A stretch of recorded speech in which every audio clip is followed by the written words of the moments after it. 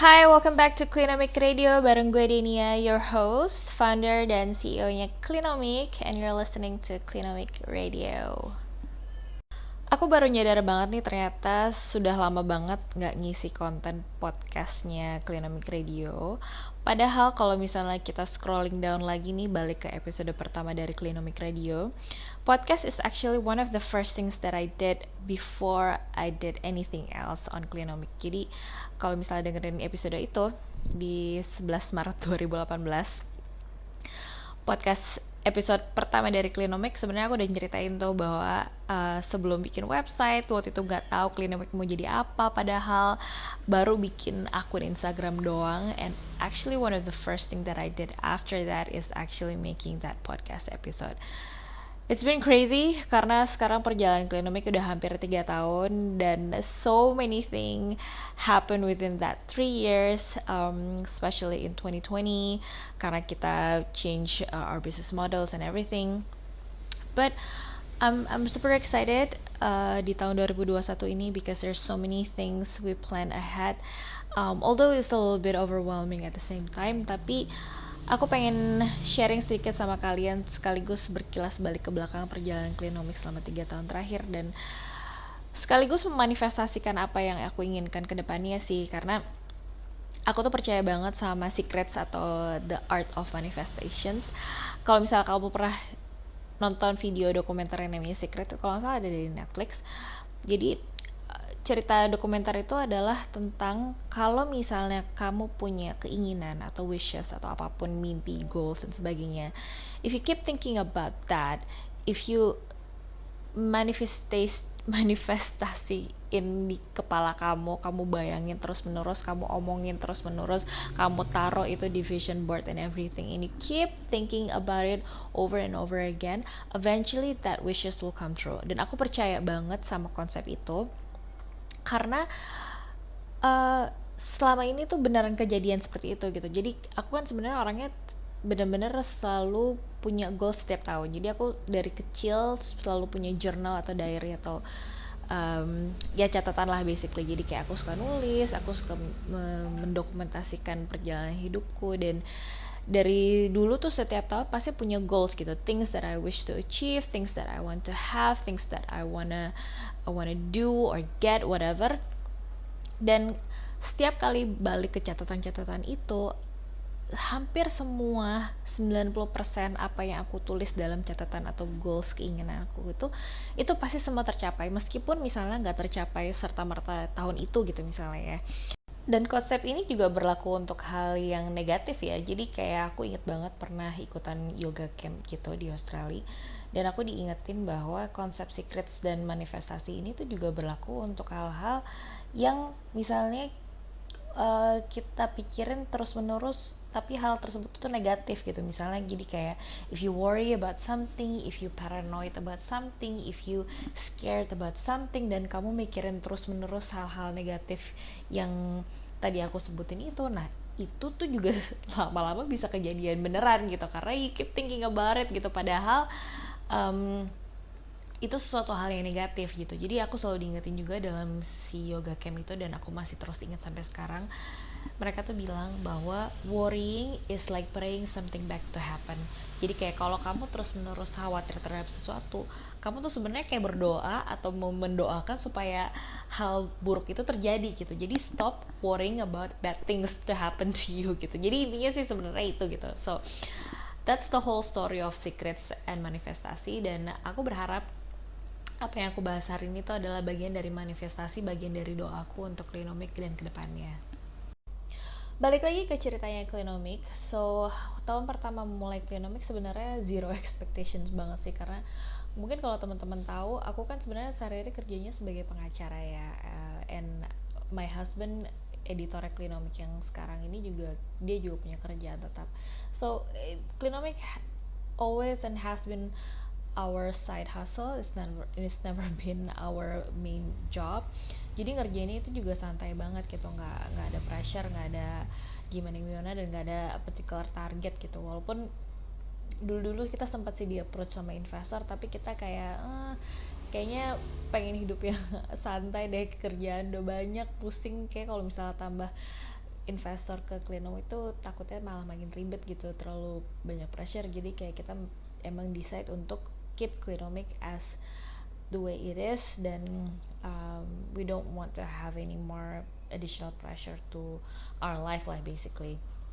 Jadi ya ngerjainnya tuh juga santai-santai banget gitu, so no expectation whatsoever. Dan waktu itu sebenarnya bikin Klinomic awalnya cuman untuk mendokumentasikan perjalanan pribadi aku, belajar lebih banyak tentang hidup yang peduli lingkungan gitu. Karena awalnya tuh simple ya, karena I feel a lot of anxiety ketika waktu itu aku banyak dengar pemberitaan tentang masalah sampah di Indonesia, which is trigger awalnya adalah si video yang lumayan viral tentang ada seorang penyelam dari negara Inggris berenang di Bali, terus isi lautnya itu sampah semua gitu. Dan dari situ tuh aku kayak aduh anxious banget tuh ngeliat laut kayak begitu kondisinya di Indonesia pula. Jadi aku berpikir kayaknya daripada tenggelam dengan segala keresahan ini, maybe might as well do something about it. Lalu mulailah si akun Klinomic ini gitu. Nah, kenapa akhirnya waktu itu kita menjual barang-barang atau membuat Klinomic itu dalam konsep kayak semacam e-commerce itu, karena sebenarnya sih supaya lebih memudahkan orang aja ya. Jadi kayak ketika kita menceritakan tentang kemana-mana jangan pakai atau jangan beli air minum dalam kemasan, tapi belinya tumbler gitu. Tumbler ya ini sok ada tumbler di sini, silahkan dibeli, kayak gitulah kurang lebih. Jadi kayak supaya memudahkan orang untuk mengimplementasikan apa yang kita bahas dalam kontennya Klinomic pada saat itu gitu. Nah, selama 2 tahun berjalan ternyata kita udah bisa metain nih bahwa business wise kebanyakan dari revenue kita tuh nggak dari penjualan retail, tapi dari penjualan B2B gitu. Jadi kita punya klien korporasi, klien yang dalam bentuk bisnis lainnya gitu, bukan retail. Dan akhirnya kita memutuskan untuk fokus aja di situ. Makanya kita akhirnya menutup si toko online kita gitu. Nah, sebenarnya ketika kita memutuskan untuk menutup toko online kita dan penjualan retail kita, pada saat itu kita udah punya line up order sampai akhir tahun. So business wise is actually looking good.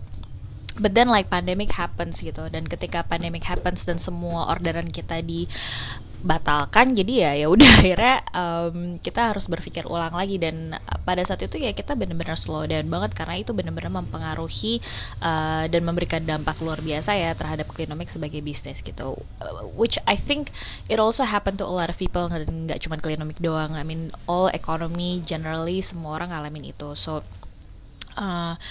dan kita sih sebenarnya masih banyak hal yang bisa disyukurin ya, karena again kayak aku bilang, Klinomic itu bukan sumber utama kehidupan keluarga aku. Like both of me and my husband still have jobs, which we are so grateful for.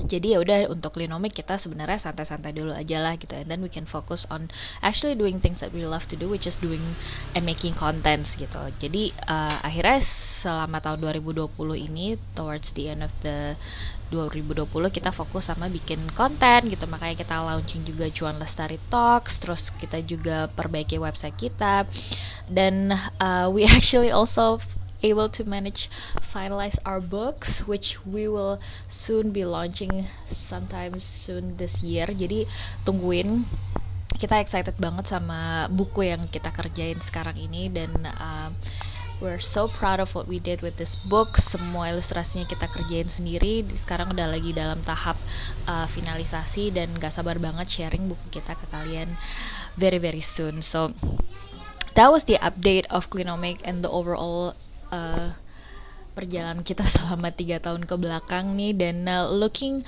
ahead, sebenarnya so many things that we want to talk about di Klinomic, karena aku pikir juga setelah kita fokus ke dalam dunia membuat konten atau content creator, aku juga sadar banget bahwa di satu titik bahwa Klinomic kan awalnya kita banyak banget ngebahas tentang zero waste lifestyle ya, all about minimizing your waste, ngurangin sampah, plastik, kompos dan sebagainya gitu. But then like semakin kesini kita makin sadar bahwa sebenarnya banyak banget yang pengen dibahas gitu, tentang hal-hal yang berkaitan dengan kehidupan lestari dan cuan lestari terutama gitu. Jadi kalau misalnya teman-teman bisa lihat kontennya Klinomic, kita tuh sebenarnya we really want to support the economy gitu. Jadi kayak yes, it's important to be mindful with what you buy. Jadi kayak tolong bijak ketika membeli barang, tapi bukan berarti jangan nggak beli barang sama sekali, karena kita juga butuh ekonomi itu tetap berjalan gitu. Everybody needs to make a living.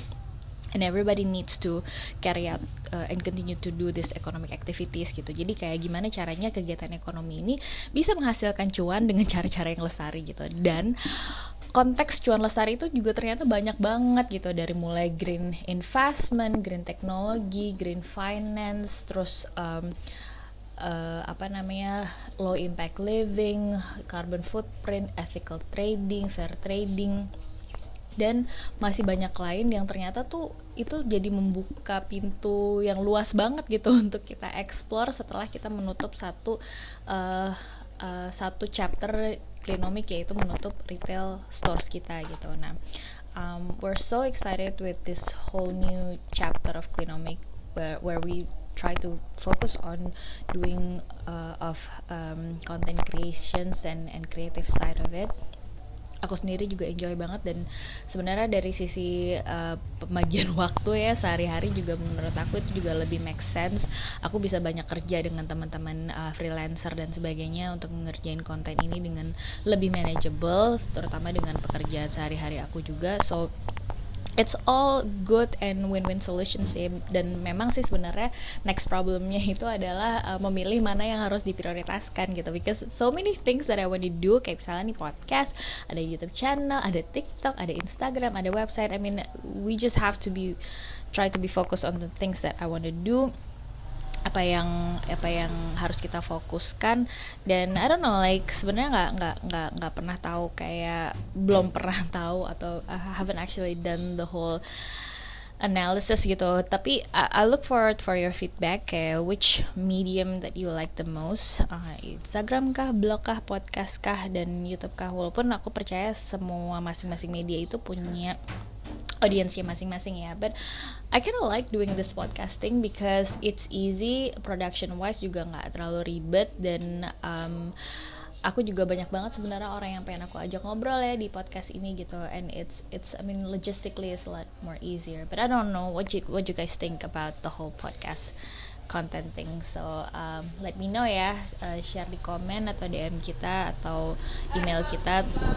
We're so reachable through those platforms, and I think that's all what I want to talk about. And thank you so much for sticking around. Makasih banget buat teman-teman yang udah bergabung di komunitas Clinomic, yang udah bareng sama kita dari awal ataupun yang baru. Thank you so much for hanging out, dan semoga kalian memperoleh konten yang faedah ya dengan mendengar atau mengkonsumsi konten-konten di Clinomic ini. So hopefully it inspire you to live more sustainably, untuk hidup lebih lestari dan mengejar cuan secara lestari. So thank you, see you in the next podcast episode. Bye.